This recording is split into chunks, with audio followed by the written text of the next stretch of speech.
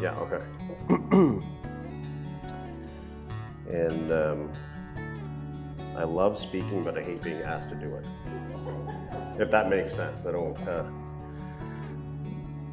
because that means I gotta have something. Instead of being, hey, I've got something I want to share, I gotta come up with something. And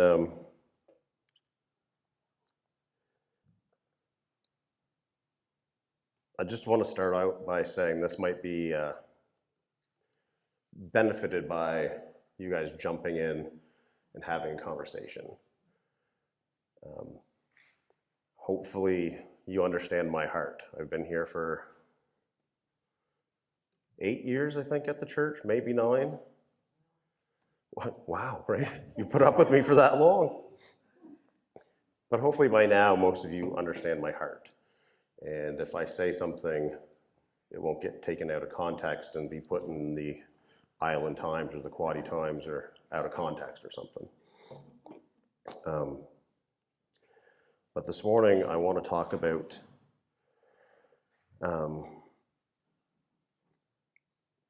one of my favorite things to do. One of my favorite things to do, especially when I'm asked to preach, is to think. I heard that snicker. But it's to think about things from every angle. Try and see what we look over, or if there's something that we focus too much on. See, the secret to having a successful life, or anything for that matter, is a balance. It's a balance, and generally it's a balance of only a few things. But balance is important. And one of today's scriptures, you could probably spout to me, eyes closed, if you were 3 years old and been in the church for any amount of time, but we're going to go to Mark 12, 28 and 34. Anybody know what that scripture is without looking? It's the greatest commandment. Something we talk about all the time. Mark 12, 28 to 34, we'll read it just to bring you up to speed, a little refresher. One of the teachers of the law came and heard them debating. Noticing that Jesus had given them a good answer, he asked them, of all the commandments, which is the most important? The most important one, answered Jesus, is this. Hear, O Israel, the Lord our God, the Lord is one. Love the Lord your God with all your heart, with all your soul, with all your mind, and with all your strength. The second is this. Love your neighbor as yourself, and there is no commandment greater than these. Well said, teacher, the man replied.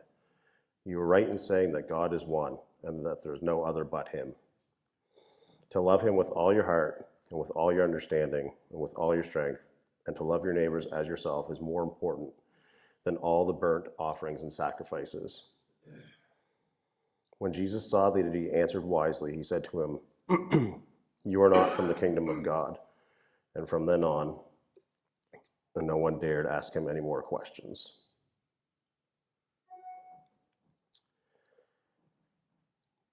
In case you haven't noticed, if you've been here the last couple of weeks, I've been talking a lot about the interest I have in psychology, studying people. We've talked a lot about how we're all prone to some of the same pitfalls. And very often that we get stuck in a loop of denial about some stuff. So I want to talk about verse 30. It said, how many items are in that verse? There's 4. There's 4. Which ones do we focus on the most?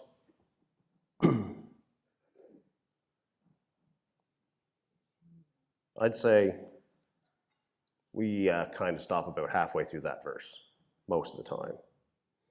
It's like a lot of things in the church, I notice that we don't get super far into a scripture before we stop and pick the most important thing that we need to focus on. We don't necessarily do a complete read through. But yes, there are 4 things, and there are 4 things there for a reason, I believe. And I think the order that they come in is super important. I'd say that we have the first couple on lockdown. We always talk about matters of the heart. All the time. Matters of the heart are built in from the day that we are born. We are created in the image of God, after all. And the matters of the heart affect our soul. It sets the direction for our soul. Some of the matters of the heart that I think we talk about a lot are compassion and mercy, grace, love. Those are all matters of the heart. But I want to focus on the last 2 today. All your mind and all your strength.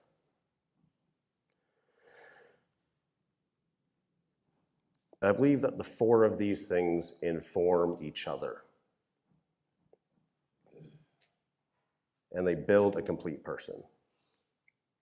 So if we've been stuck talking about only the heart and only our soul, unfortunately this morning I believe that leads us to being a half-baked person. Our heart informs our soul, and our minds inform us on what we're strong about. Because it's not talking about physical strength. It's talking about a different kind of strength there. Even if it was talking about physical strength, then every church would have a gym and we'd all be lifting weights on Wednesday nights after prayer group. So even if it is talking about physical strength, most of us aren't doing that right either. I believe that in the end, they all play an equal part in our journey to be Christ-like. And we have to be aware that our mind, or the things that we think about, can affect our heart as well.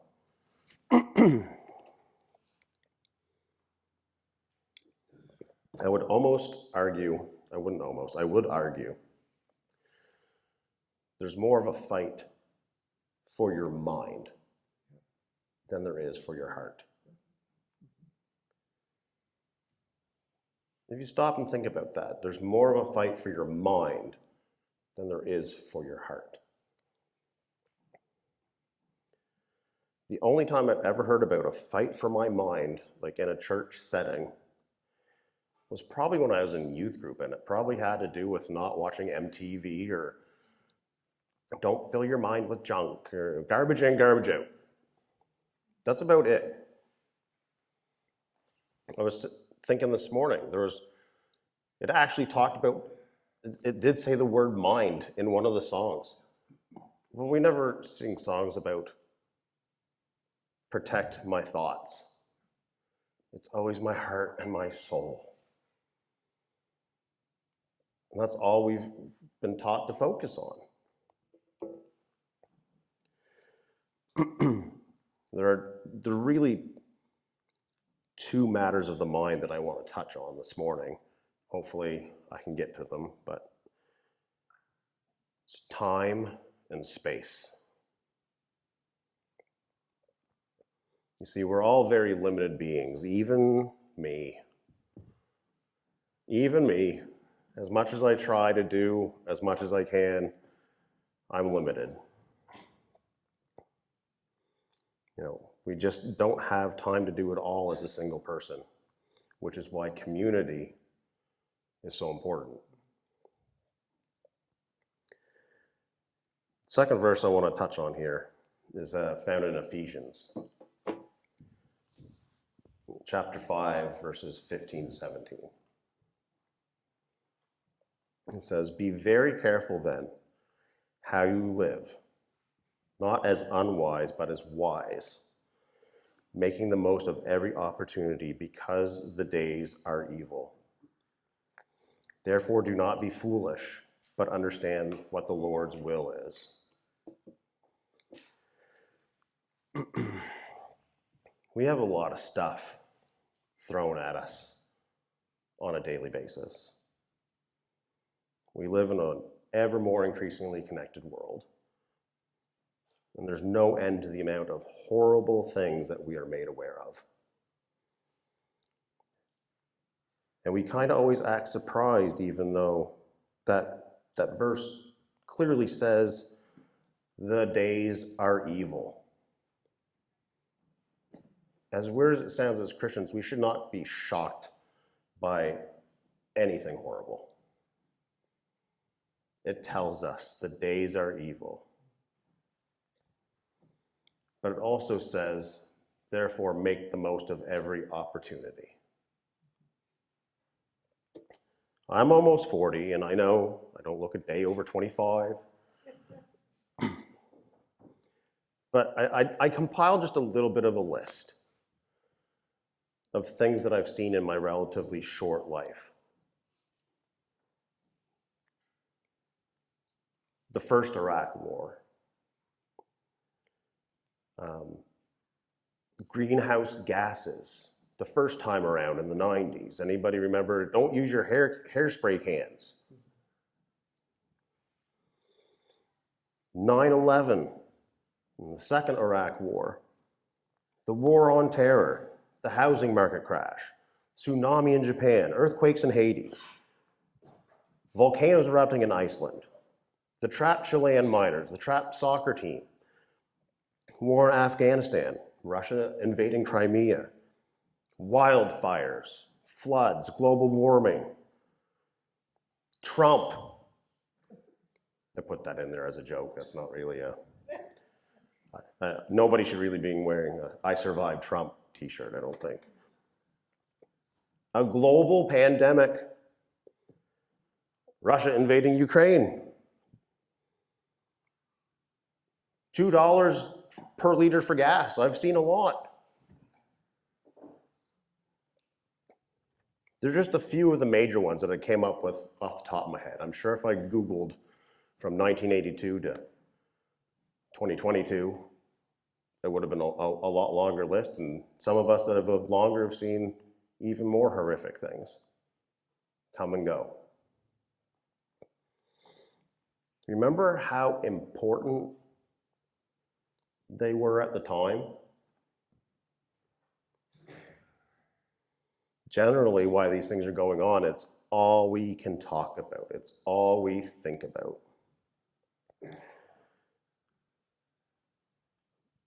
But can you see how we jump from one crisis to the next? Nobody talks about COVID anymore. It might as well just not exist. As of tomorrow, we don't have to wear masks if we don't want to, but if you want to and you're comfortable, that's fine. But now all it is Ukraine and Russia. Just flip the switch, and there will be another thing after that, and there'll be another thing after that.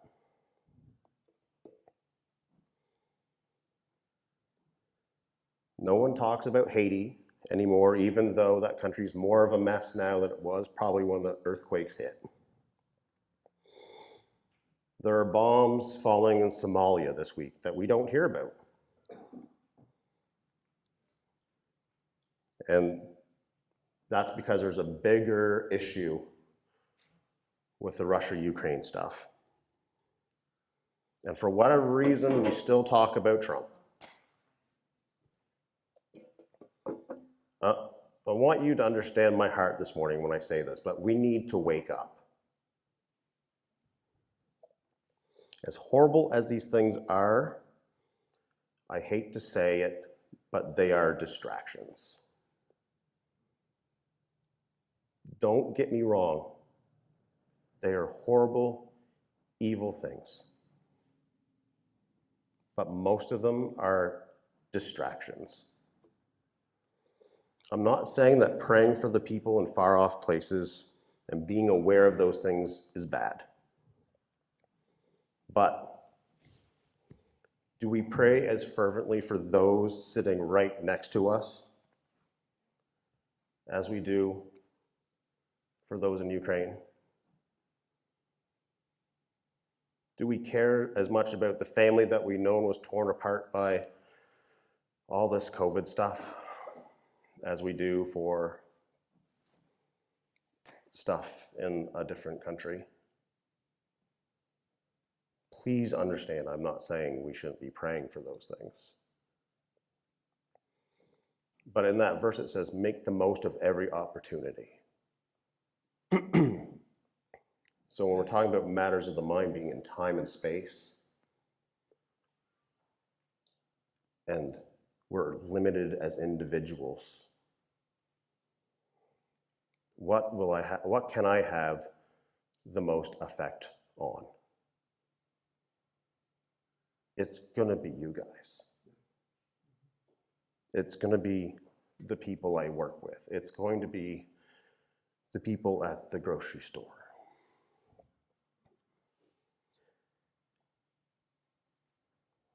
And I've lost my place.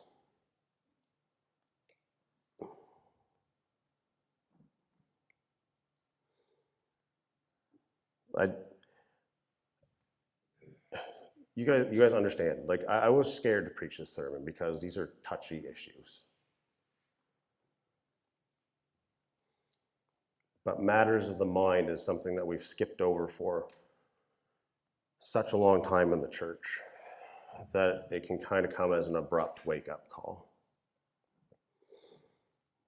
You know, are we fighting adamantly for those that we can immediately affect in our community? Sure, there's not a Facebook profile picture that you can update that shows you how important what you think is. But are we being foolish, like it says in verse 17, and not understanding what the Lord's will is?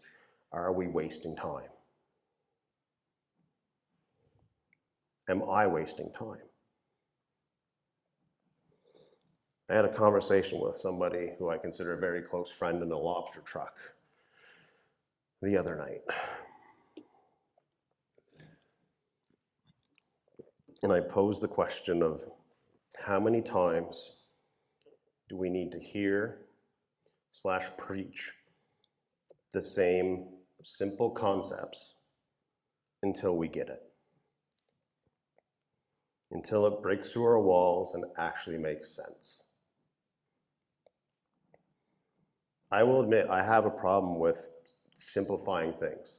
That's what I do. I break it right down to very simple stuff. But I think that most people have an issue with over-complicating things. For some reason that we think if something is complicated, it must have value. It must be important. But I truly think that complicated views, complicated topics, they steal our attention. They steer us away from our two jobs. Love the Lord your God and love your neighbor as yourself. Does it get any more simple than that? There isn't any room in there for exceptions.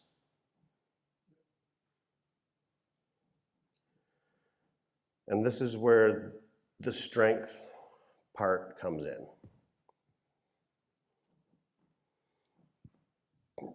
It's hard for us to wrap our heads around the idea that we have wasted time,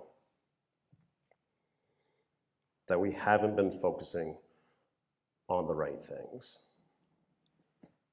I see it all the time with people. You challenge somebody and say, you're wasting your time, or this isn't important. If you've gone so far down the road with a certain way of thinking, you will hold on to that even tighter because you've kind of put your identity in that for the last year, the last 2 years. In some ways, we've all put our identity into the pandemic. I hate masks. Masks are great. Vaccine, like, in one way or another, it has affected some part of our identity. And We've either put ourselves in a certain group or put others in a different group. The strength comes in because it's the hardest part of those four things. Like I said, your heart and your soul, that's built in from birth, where we were created in the image of God. We all have a natural bent for the good things. But we need to understand that fight for your mind, that takes strength. It takes work to constantly analyze, be aware of what we are thinking about, be aware of what we are spending our time on. John, do you think one of the biggest battles in scripture that says be transformed by the renewing? By the renewing of your mind. I think a lot of our minds need that renewal, and maybe this is there. Some people don't know how to get there, but we get stuck. It's a weird paradox. Yes, be transformed by the renewing of your mind. It takes work. The older we get, the less we want to work at that stuff. Because it means facing what you may have been wrong about for the last 20 years.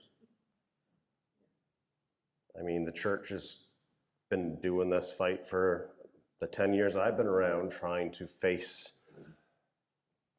what we're actually supposed to be. But to that point, when we talk about simple versus complicated, when we say complicated stuff seems more important, and you go, well, I'm dumb. Just tell me what to think. Right? But the renewing of your mind means you got to use it. You have to challenge yourself. There's no way out of it. Vera, let's say since I've been here, in the last 10 years, has the Lord changed your mind on anything? Would I change mine? For the better. For the better. Vera, you could have stopped. You could have rested on your laurels. Coasted the last 10 years that I've known you, and nobody's going to put up a fight with you. They'd have a hard job because you wouldn't fight. Either that or they might get the wrong end of that cane, right? But you've talked about how your way of thinking has changed about certain things over the last few years. That's not an easy thing to do, is it, Vera? Okay, it's easy for Vera. Okay, great. Well, if it's for the better. But you have to realize, you have to go down the road in your mind to understand the consequences of the way that you think about things. And so when Vera says it's better, she can see how it's going to benefit God, it's going to benefit the people around her.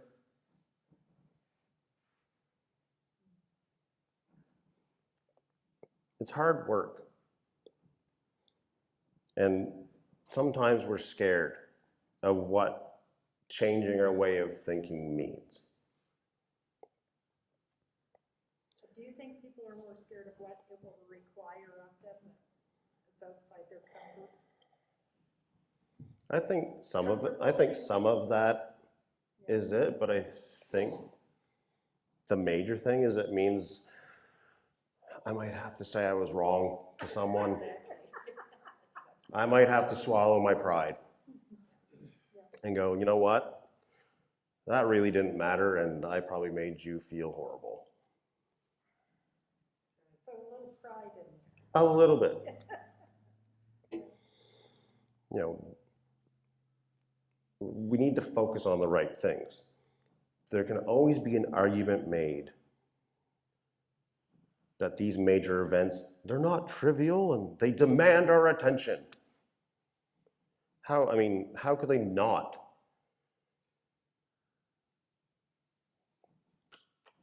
TV, Facebook, radio, all distractions in their own right, challenging for time and space in your mind. And you don't get to choose what they put on TV. You don't get to choose what they're telling you to think. You can call Bell and disconnect that expensive TV. That's what I would do. I want to look at the parable of the Good Samaritan for a minute. It's in Luke 10, 25 to 37.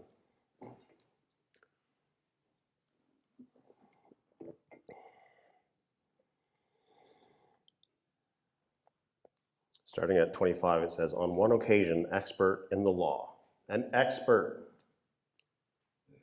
not just some schmuck like me, an expert stood up to Jesus and said, "Teacher, what must I do to inherit eternal life?" So this guy is an expert. He knows it all. But he still asked Jesus this question. Jesus goes, "Well, what is it written in the law? How do you read it?" Man answered, "Love the Lord your God with all your heart, with all your soul, with all your strength, and with all your mind, and love your neighbor as yourself." "You have answered correctly," Jesus replied. "Do this, and you will live." But he wanted to justify himself. So he asked Jesus, "Who is my neighbor?" I think this microphone's dying. You have the battery, John.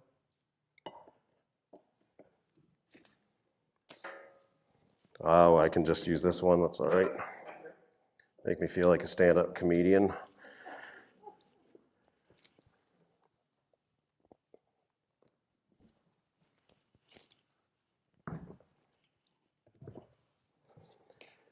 All right, where were we? We were at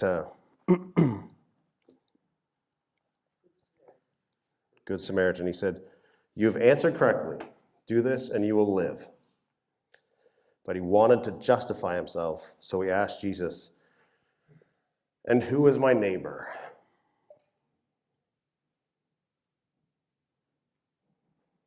In reply, Jesus said, "A man going down from Jerusalem to Jericho, when he was attacked by robbers.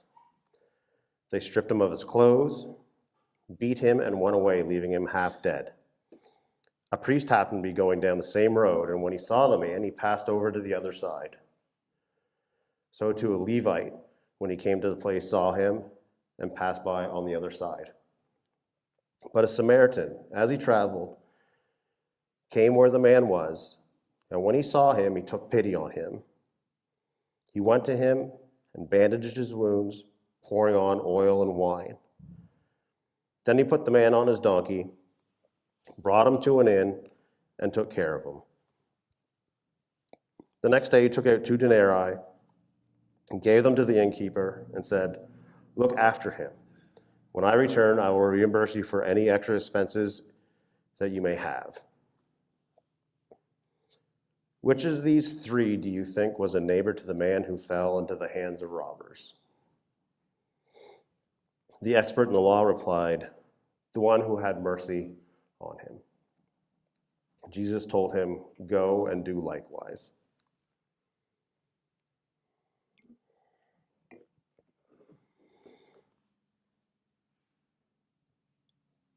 So we're called to have mercy on people. That's something that we know. That's not a new story. That's not brand new information.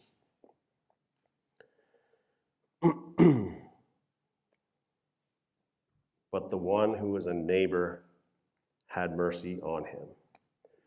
You could argue the priest probably had bigger and better things to think about, more complicated, deep issues, and therefore he passed over that man.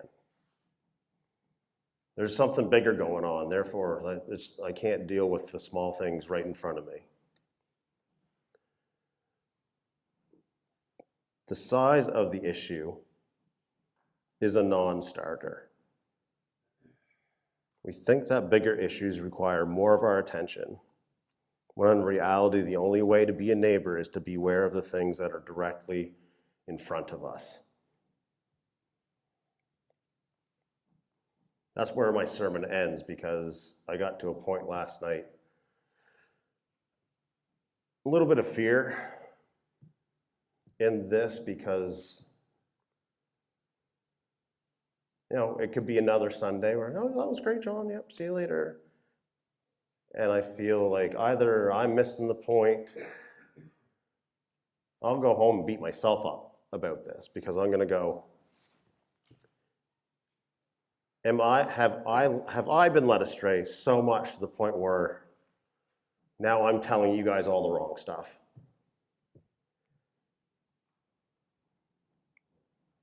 See, we talked earlier about balance.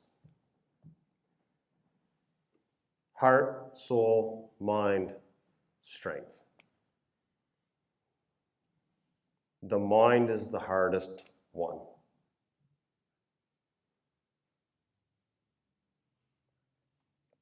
It's the hardest one. And it takes the most work.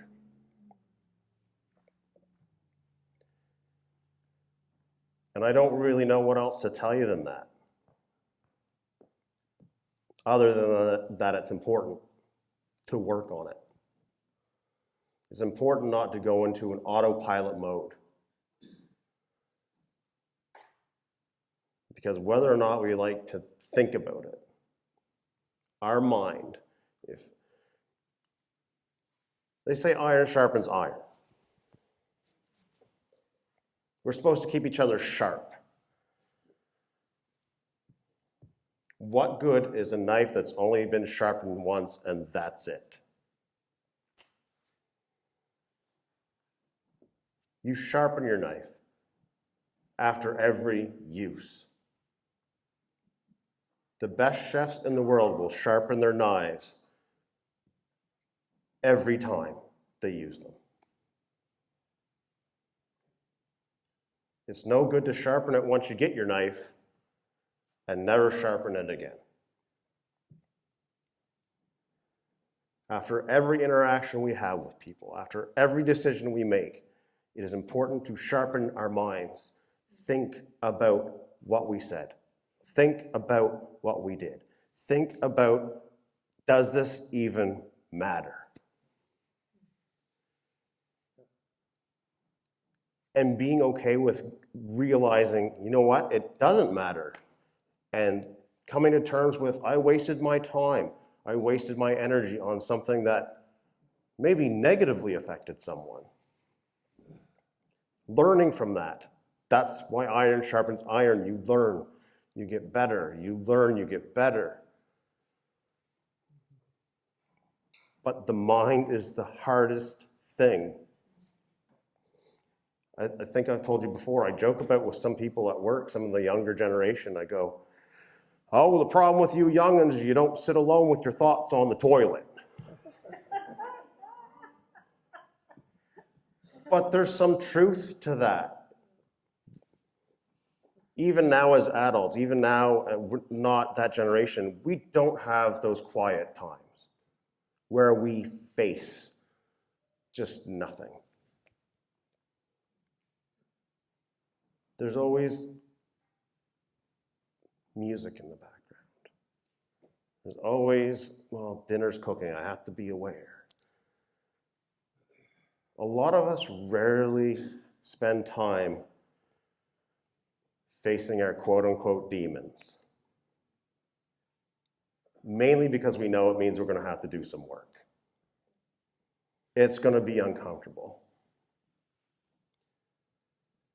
But your mind is in that list for a reason. Because the things that are in our mind that we are strong about, they also can inform your heart. It's a two-way street. Your heart can inform your mind, which is why we care about what's going on in other places. Our heart wants to care about everything. We don't have time to. Time is precious. What is immediately in front of us is what we can have the most impact on. Heart can affect your mind, which in some ways will lead to those distractions of paying attention to every horrible thing. Every day is evil. Don't be shocked by it. But do not waste your time. But your mind can also inform your heart. We put in fear, we put in evil. That's going to inform our heart of how we react to certain things. So being aware of these relationships between is so important. So important. I really don't have, one of the things is application when you do a sermon. Your 3 points, your application, your benediction, and I'll see you at Swiss Chalet after the service. I don't know how to give you any practical application this morning other than to make you think about needing to think. Carl? I think this is a great word, John, this morning. For me, it is. And one of the things that I have wrestled with is,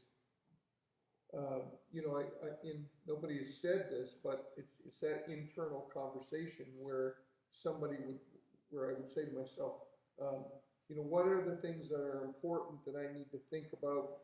And in not thinking about other stuff, does that mean I'm burying my head in the sand? Right? And I think that's like one of those conversation killers when people say stuff like that, those little adages that are meant not to continue a conversation, but bring an end to it, right? And so for me, I have found myself over the last few months making choices and saying, I'm not going to think about this because, one, it doesn't matter. Two, it makes me unhealthy. It makes my mind toxic to some degree, right? So what I hear you say this morning is an effort to detoxify your mind by flushing out of it the things that are not beneficial. Yeah, we have to flush out the things that are beneficial, but part of the sharpening of your mind is being painfully aware of what we can and cannot do. Absolutely. Yeah. You think about when these scriptures were written. The only thing that they knew that was going on was whatever was in the town they were in. News didn't travel as fast as it does today. Jesus concerned himself with the leper in front of him or the Pharisees. He dealt with what was directly in front of him. And the challenge is, it's hard to wrap our head around saying, well, some suffering isn't important. That makes me sound like a bad person if I go, some suffering isn't important for me to think about. But we are so limited in our capacity for things. That's a scary thing to think about. I want to be super mom. I want to be... So when I say that it can be a distraction and even a tool for the enemy, even though it doesn't make sense, well, obviously I need to care about what's going on over there. If I don't care, that makes me a horrible person. That makes me a bad Christian. We weren't dealt to deal with what we have, what comes our way. We're not built for it. It's why we get overwhelmed and go, I can't think about stuff. I can't be analytical because there's too much. Tomorrow there's something new. Tomorrow there's something different. The next day and the next day. Because the days are evil. So I'm not saying that people in different countries don't matter. Please don't get that out of this morning. I'm not saying that those bigger issues don't matter, but there's a bigger God who's going to deal with that. And wrapping our heads around the idea that he cares just as much about our perceived little issues as he does what some giant tragedy. God is so big, he does not have to divide his time up and decide what is important and what isn't. But we do that. Oh, well, I don't have it that bad. At least I'm not getting bombed. How many times have you said that this week? Somebody complains about the gas price. I see it on Facebook. Well, at least you're not in a bomb shelter. It's like, yes, those things make sense in our head when we see them and we say them. But that doesn't mean that the person is struggling to decide whether or not do I feed my kid or put gas in my vehicle to get to work.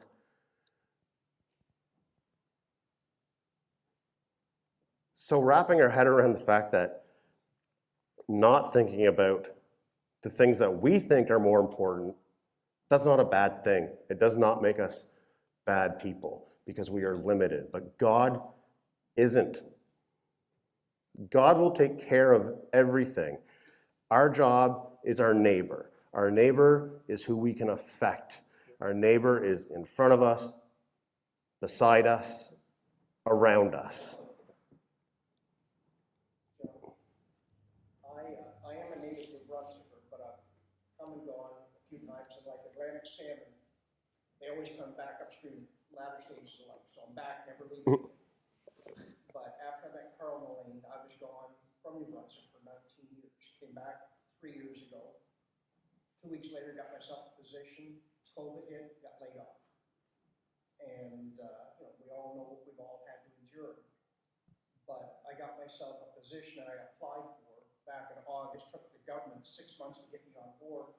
But I'm working with Statistics Canada right now, doing surveys from Newfoundland to British Columbia to the territories. And one of the questions this week was, I was sitting here this morning and it says something like, how do you feel a sense of community? Very strong, somewhat weak, very weak. And it's interesting when I look at where these people are living, what their answers are. And I can remember being a kid, 10 years of age, living here just outside of Fredericton. And when people from Ontario back in those days would move down here, like, it was horrible. It was, and it's like now, a little place like Grand Pan is the safest, greatest place in the world right now. Because you're not spending 2 hours a day in traffic, at $2 a liter, spending time away from your family. You're having quality time here. You don't have $1 million home, whatever. But look at how special what you've got here. But I think the neat thing is Community Life Church, or the people here, all are pulling for one another. But in the big cities, you don't get that. You don't even know your next door neighbor. So what a blessing, and count the blessing that you do have here. No, I mean, I lived in Ottawa for 7 years. And like I said, there's always an issue. Whether it be gay pride, abortion, there's always an issue in major metropolitan areas, and we kind of drag ourselves into it because we think we need to be involved or have thoughts on certain things. But the politics is toxic because it's the political stuff that divides us. When you argue, well, do you want to love people? Well, yeah, I want to love people. Well, then we can get along. There's no arguing about that. You can't be on the side of not loving people. Generally, if you're probably sitting here this morning, that's our, like I said, it's built in. But the distractions, the drama, if you want to be a healthy person, we need to be well-rounded. And Carl. Just one more thing what you were saying made me think about is, like, Jesus addressed an issue which is current for us today, which is poverty. And he said, the poor you will always have with you, right? That didn't mean he didn't care, but it did mean, I think, that he was saying that's not the main thing, as hard as that is for us to hear, right? Yeah, sometimes it's hard to wrap our head around certain stuff. But it's easier to focus on tragedies away because we don't have to do anything. If we decided we're all going to focus on the small issues at home, it means I got to work. It means I have to probably change and be a better person. No, that's fine. I'll just think about other stuff. And nobody can argue and tell me that it's not important because, yes, in the grand scheme of an all-knowing, all-seeing God that can take care of everything, it's important. John, something that I have, I'm learning, I mean, I won't live long enough to learn it, but I'm in the process, is just what you've been saying, and don't go home and beat yourself up, because I've been very blessed by what you said this morning. But we can pray for the people in the Ukraine. We can pray for the people in Haiti and all those things that you said. But Jesus says, take your burdens to the Lord, leave them there. And that's what you're saying, is leave that with God, because really, Sheila can't do any more than pray for them. And my fretting about it and letting it pull me down all day is going to prevent me from doing what I can with my loved ones, with my neighbor, with my mom. And I think that's really, in many ways, what you're saying. We are to care enough to give them to the Lord and ask the Lord to help them let it go and not dwell on it all day long or sleep on it all night long. And I want to tell you, I've really been blessed by what you presented today. Well, thanks. I was really scared because it's not an easy thing to hear, that we need to think more. And, I often think about, I've used this analogy with a few different people in my life, of rental space in your head.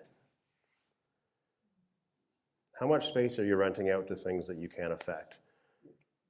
That probably occupy, detract from the things right around you, the things that we can have a direct impact on. And say that with toxic relationships, I've had that conversation. Well, don't give them space, rental space in your head to live. Stop thinking about it. Problem is in some ways, thinking about that stuff gives us our identity.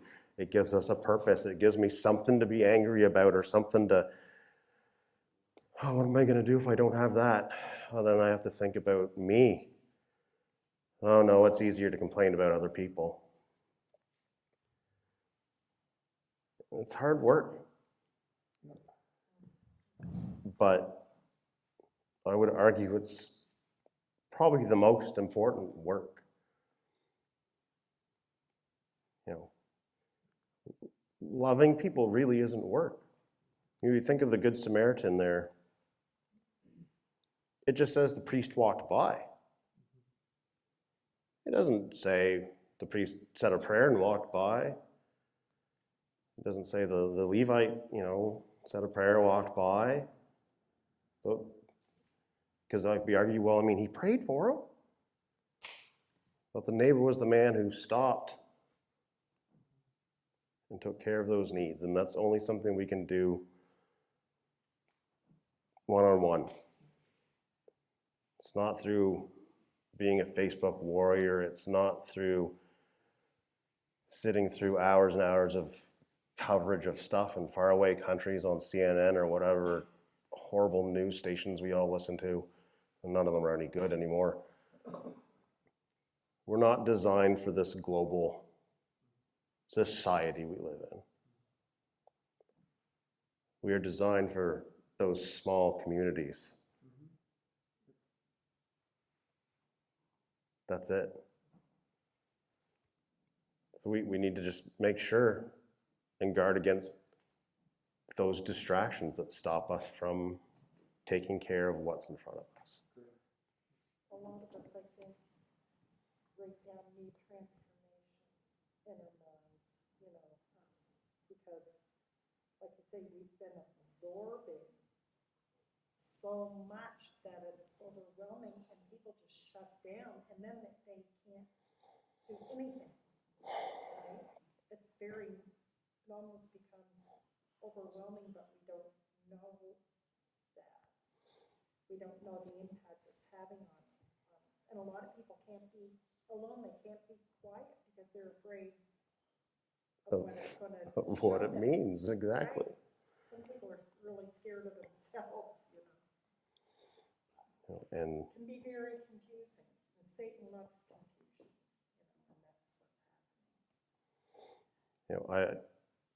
one of the things you always talk about, and you wish you were there for that sermon, was when I said all sin is the absence of love. And in some ways, it's hard for us to wrap our head around that. Is it possible for misdirected love to be a sin of omission? Directing your love in the wrong place. Where we are called in that verse in Ephesians not to waste our time, but to take advantage of every opportunity. That's why I find psychology so fascinating, watching people. Because you can almost predict right down whatever situation that person's in, and you go, well, that's probably going to go. There's patterns. And one of our patterns is, like you said, not wanting to think about this stuff because of what it might mean, what we might have to face. But I also say that if something isn't worth hurting over, it's not worth having at all. Because you're not invested. If we are not willing to hurt over our relationship with Christ, we are not invested. If I'm not willing to hurt and understand I'm flawed, I have things I need to work on and face those things, I'm not invested in being the best me I can be because everybody says that. That's not true. If you're not willing to suffer, if you're not willing to have those grueling moments where you have to face your shortcomings, you're not invested in yourself, but God is so much more invested and goes, just like 5 minutes, man, just think about it for 5 minutes. We do ourselves a disservice. We do him a disservice this morning. And I'm sure this will be something that I carry on with. I always think about stuff like this, and maybe some other Sunday I'll have a different thing that we need to think about. But the key is to start thinking first. That's all I've got. I don't know if anybody has anything else they want to add. Thank you. Lord, we just thank you for taking care of everything. Those big, daunting, worldwide issues, right down to, I've heard it said, I prayed I couldn't find my keys, and then there my keys were. Lord, there is nothing too small to bring to you. There's nothing too small to not focus on when it comes to love and our neighbors. Lord, help us not to focus on things that overwhelm our minds, that overwhelm our ability to be aware of our surroundings. Make us conscious of the time that we spend on things and the space that we live in and those in and around us. Lord, thank you so much for the opportunity to just share these thoughts and work through this with people. Lord, I pray that you would just constantly challenge me, challenge us. And Lord, help us not to be scared of what those challenges bring, no matter how young or how old or how much work. I pray you be with us as we go. Bless our next 2 weeks of above zero temperature.